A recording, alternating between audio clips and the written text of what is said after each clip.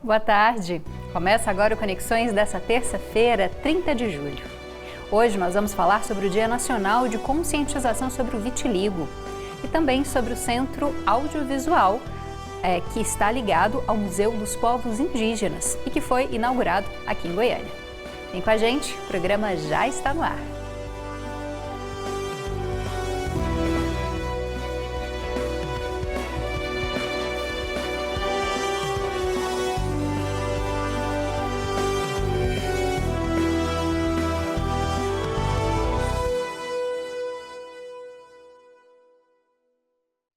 Seja bem-vinda e bem-vindo, você que nos assiste ao vivo pela TV UFG ou que nos acompanha em qualquer dia e horário no canal da TV no YouTube.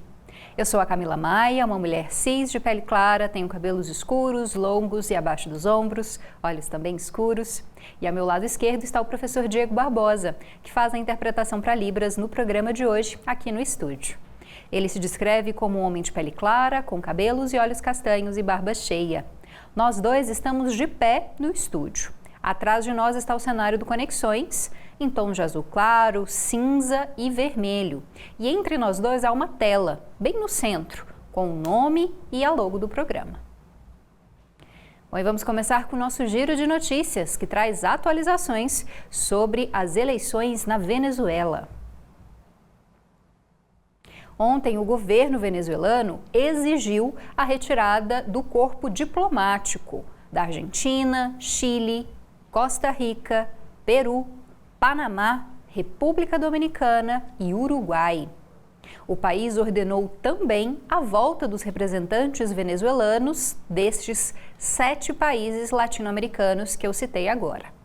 O chanceler venezuelano Iván Gil assegurou que a medida se trata de uma resposta ao que ele chamou de ações e declarações de um grupo de governos de direita que estariam subordinados a Washington e comprometidos com os postulados ideológicos do fascismo internacional. Palavras do chanceler, viu? Esse anúncio da Venezuela surge na sequência de controvérsias depois da vitória de Nicolás Maduro nas eleições presidenciais do dia 28 de julho, que foi declarada na manhã dessa segunda-feira pelo Conselho Nacional Eleitoral. A oposição venezuelana, especialistas e autoridades de diferentes países têm questionado a transparência e a legitimidade desse processo, que, segundo eles, é controlado pelo governo. Bom, em uma nota divulgada na noite de ontem, a executiva nacional do PT, o Partido dos Trabalhadores, reconheceu a reeleição do presidente da Venezuela, Nicolás Maduro.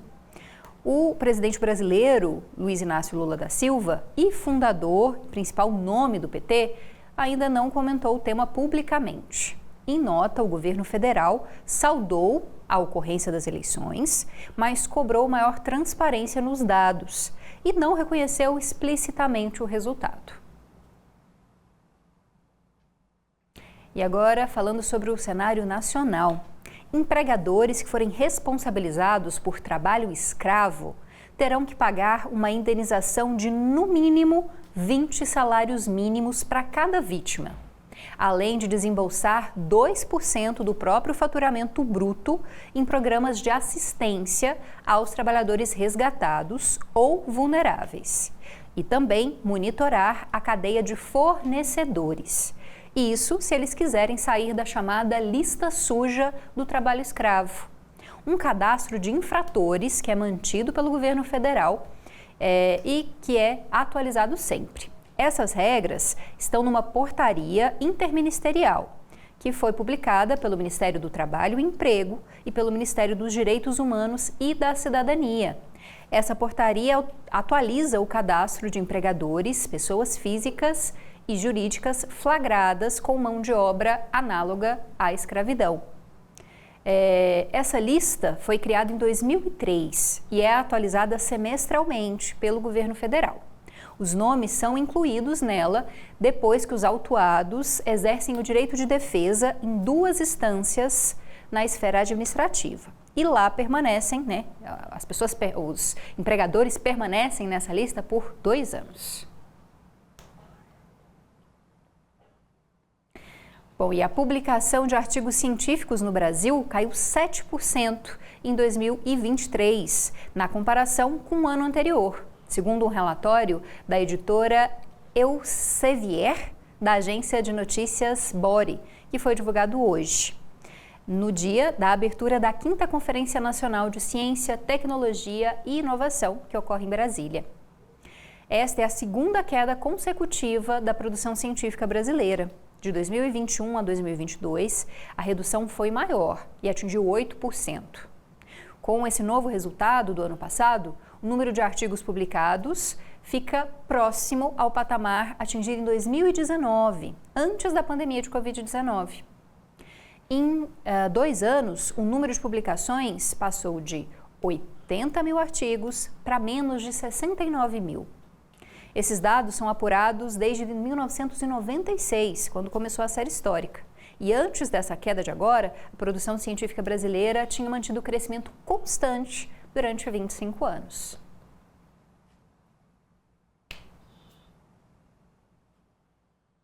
E agora a gente vai falar sobre saúde. Amanhã é celebrado o Dia Nacional dos Portadores de Vitiligo, uma data que é considerada fundamental para a conscientização sobre essa condição dermatológica. E no Conexões de hoje a gente te explica mais sobre o vitiligo, sobre a conscientização e também o preconceito que muitas vezes sofrem as pessoas com essa condição. E para falar mais sobre isso, a gente conversa com a Paula Luz Stocco, que é dermatologista e que aparece aqui na nossa tela de forma remota para conversar com a gente. Olá, doutora Ana, muito obrigada pela sua presença. Boa tarde, Camila. Boa tarde, Diego. Bom, doutora, eu queria que primeiro você se descrevesse fisicamente, bem rápido, para o nosso público cego de baixa visão. Certo. Eu sou uma mulher branca, de cabelo castanho claro, na altura dos ombros. Bom, doutora Ana, para a gente começar, o que é o vitiligo? Acho que muitas pessoas já devem ter visto, mas talvez não saibam nomear o que é essa condição, né? Explica pra gente. Camila, achei muito interessante o jeito que vocês se descrevem e isso faz parte da dermatologia. Sempre que a gente vai falar sobre alguma condição que acomete a pele, a gente aprende a descrever essa lesão e a partir daí nós faremos a hipótese diagnóstica. Então, é muito interessante a gente conciliar isso.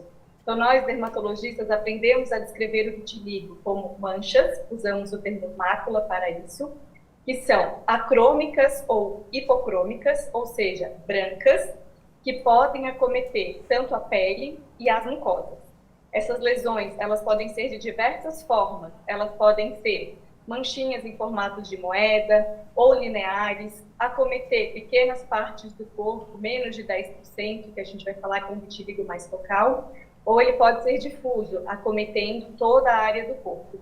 E também podemos classificar no vitiligo segmentar, quando ele respeita a metade do corpo. Então, o vitiligo é uma doença genética, autoimune, que causa manchas brancas pelo corpo e ou mucosas. Deixa eu me corrigir antes de continuar a entrevista. Chamei a doutora Diana, doutora Paula Luz, dermatologista. Bom, doutora Paula, gostaria que a senhora falasse um pouco para a gente em relação a tratamento e também destacasse que o vitiligo não é uma doença contagiosa, né? Tem muita gente que ainda tem essa ideia de que por ser uma questão de pele possa ser transmitido. Isso é totalmente incorreto, né? É um mito, né, doutora? As doenças de pele, elas são muito estigmatizantes, né? Porque literalmente está a cor da pele, está ali naquela primeira impressão visual, mas o vitiligo, de maneira alguma, é uma doença contagiante. Então, você pode abraçar, você pode beijar essa pessoa, que você não tem risco nenhum de contrair esta questão. O vitiligo é muito interessante. Ele, por artigos científicos, acomete menos de 1% da população e, por uma forma muito curiosa, não existe nenhum tratamento desenvolvido ou estabelecido especificamente para ele. Mas sim, a partir do momento que é feito o diagnóstico, a gente pode conduzir e melhorar a qualidade de vida de quem está acometido. Bom, e como que é feito esse acompanhamento? Como que a gente pode orientar o nosso público em casa? Por exemplo, identifiquei uma manchinha branca em mim ou em alguém, né? Por exemplo, crianças ou pessoas que convivem. É importante já eu, dermatologista? É uma mancha específica inicialmente que dá para identificar ou suspeitar do vitiligo? O diagnóstico do vitiligo, ele é clínico, Então, ele não precisa de nenhum exame complementar para fechar esse diagnóstico. Então, a gente vai ver se a lesão, né, tem correspondência às características descritas do vitiligo. E claro que a gente pode lançar mão de recursos, eventualmente uma biópsia de pele para afastar outras condições, uma luz de Wood, que é uma lâmpada roxa, que também permite a gente perceber se essa lesão tem um certo pigmento ou não. Então, a partir do momento que o diagnóstico foi feito, a principal questão que a gente tem que abordar é a quantidade da pele que foi acometida, né? Menos de 10%, mais de 10%, e a evolução que está acontecendo. Se é uma mancha que surgiu e está aumentando, ou se é uma mancha que surgiu e ficou parada. Um vitiligo pequeno, uma lesão e que não está se desenvolvendo, tratamentos tópicos com corticoide, inibidores da calcineurina, são os tratamentos de escolha. Lesões que já estão há muito tempo ali, que não evoluem, muitas vezes a gente pode lançar mão de outros recursos terapêuticos, como, por exemplo, a fototerapia e, eventualmente, até existe a cirurgia para vitiligo.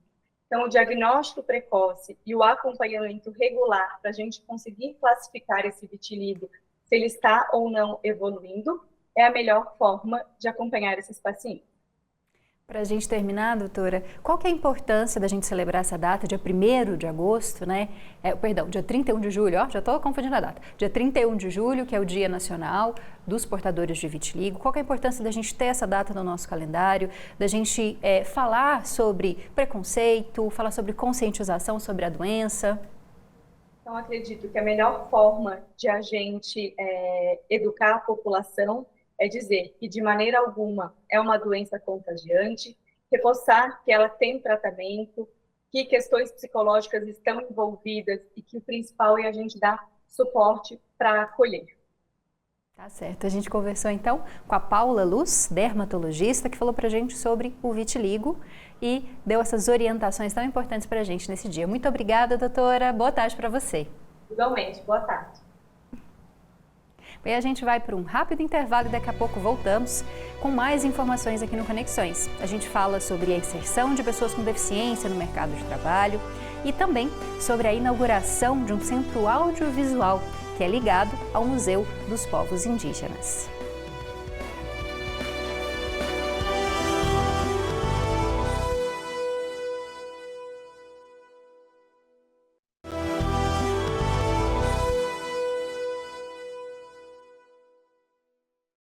Estamos de volta com Conexões de hoje e antes de continuar o programa, vou fazer uma correção. Me embananei ali com a data no final do bloco passado. O Dia Nacional dos Portadores de Vitiligo é celebrado no dia 1º de agosto, próxima quinta-feira. Então, correção feita. Bom, e agora chegou a hora de falar mais sobre a inclusão de pessoas com deficiência no mercado de trabalho. Rodou! A pessoa com deficiência tem direito a uma jornada especial ou alguma diferença no âmbito trabalhista?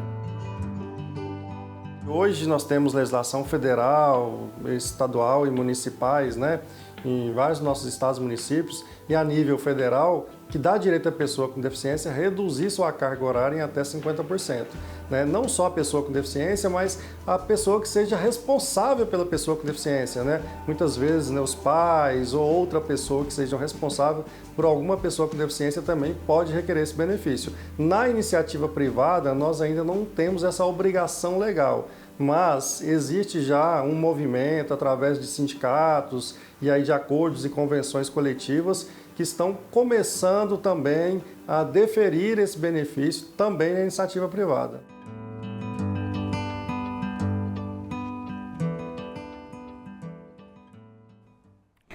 Bom, e o Banco de Sangue do UGOL precisa de doações de qualquer tipo sanguíneo, já que houve uma queda nas doações que pode acarretar um prejuízo no atendimento. Para doar o sangue é só comparecer no hospital, de segunda a sexta, das 7 horas da manhã às 6h30 da noite, ou então aos sábados, das 7 da manhã ao meio-dia. Se você quiser tirar dúvidas ou pegar mais informações para fazer a sua doação, é só ligar no número que vai aparecer aqui na tela, o primeiro, 62 3270 6662, 3270 6662 por ligação, ou então mandar uma mensagem no 62 3270-6661, 3270-6661 por mensagem. Sempre importante falar de doação de sangue, né? Nesse momento de férias, muitos bancos ficam sem abastecimento e é importante a gente doar. E agora a gente começa a falar sobre cultura. Goiânia agora conta com um centro audiovisual, que é ligado ao Museu dos Povos Indígenas. Para marcar a abertura do espaço, está aberta à visitação uma exposição chamada Xingu Contatos. E quem traz mais informações sobre essa mostra é a Ana Clelma. Pois é, o Centro Audiovisual aqui em Goiânia tem espaço para apresentações, tem espaço para receber festivais, exposições. A gente está aqui em uma delas, né? Tem um auditório aqui com capacidade para mais de 150 pessoas, mas esse é só um dos objetivos desse espaço. Eu empolguei tanto que nem fiz a minha autodescrição, né? Vou fazer agora. Eu sou a Ana Clelma, uma mulher negra de pele clara, tenho cabelos pretos, cacheados e longos. E aí, para falar sobre o Centro Audiovisual, nós vamos receber aqui o nosso entrevistado de hoje. Ele é o Thiago Ikeda, que é chefe aqui desse espaço. Ele é descendente de japonês, tem olhos pretos, cabelos curtos, tem pele clara e não usa barba. Tudo bem, Thiago? Seja bem-vindo aqui ao nosso programa. E aí fala pra gente como que funciona aqui o Centro Audiovisual e qual o objetivo dele. Tudo bem? Seja bem-vindo. Olá, eu que agradeço a visita de vocês, da TV UFG. Olá, Ana Clelma. Eu estou como chefe aqui do Centro Audiovisual, meu nome é Thiago, e o Centro Audiovisual é uma unidade vinculada ao Museu dos Povos Indígenas, no Rio de Janeiro, e foi concebido em 2011 como um centro para atividades de capacitação audiovisual dos povos indígenas, além também de divulgar e promover a cultura dos povos indígenas.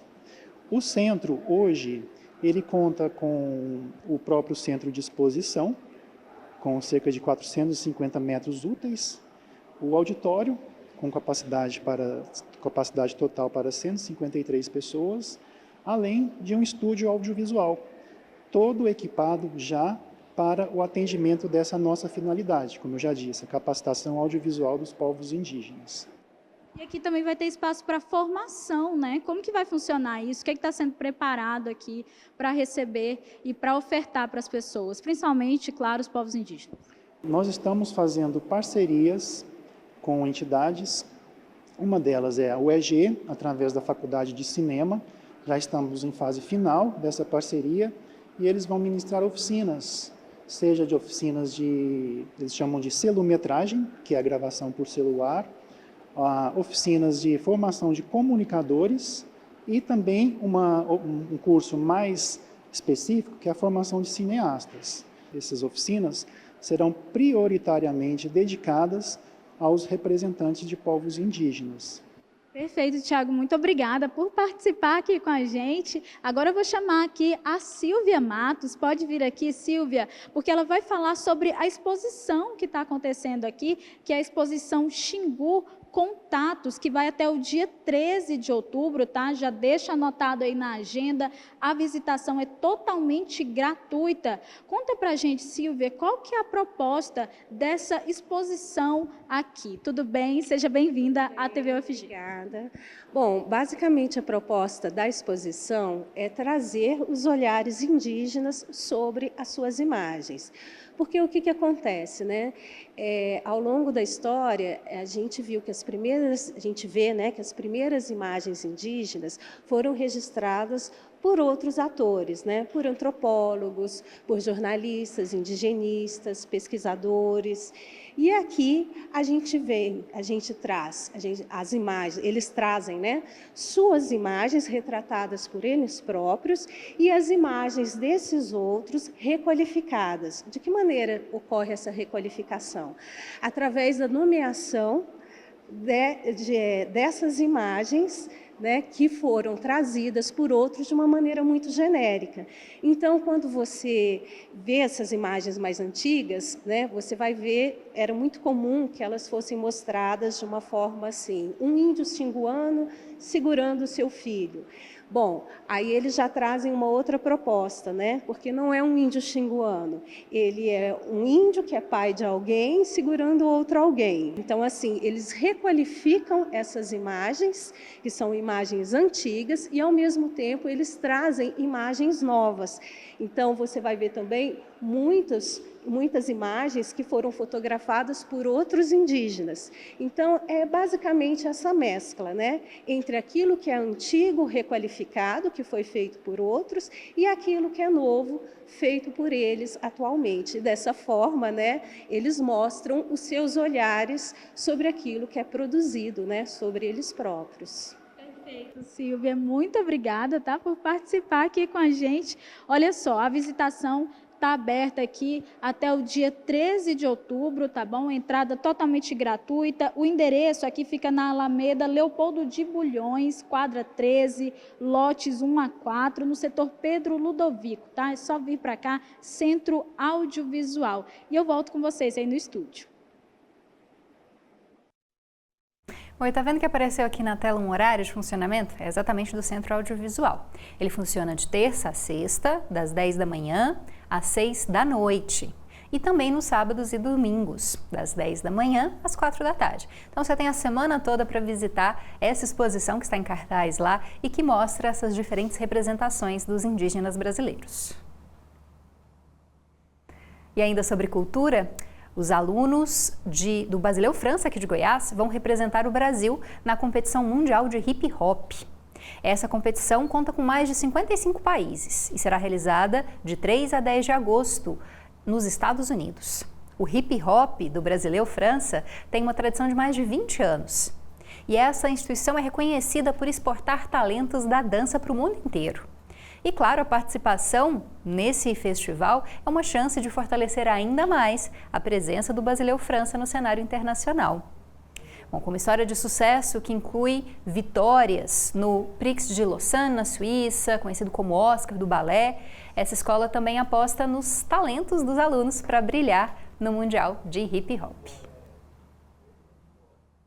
Bom, e mais uma dica cultural, essa para quem mora ali perto da cidade de Goiás. Hoje, o Cine Goiás Itinerante chega à cidade de Anhanguera, o menor município goiano.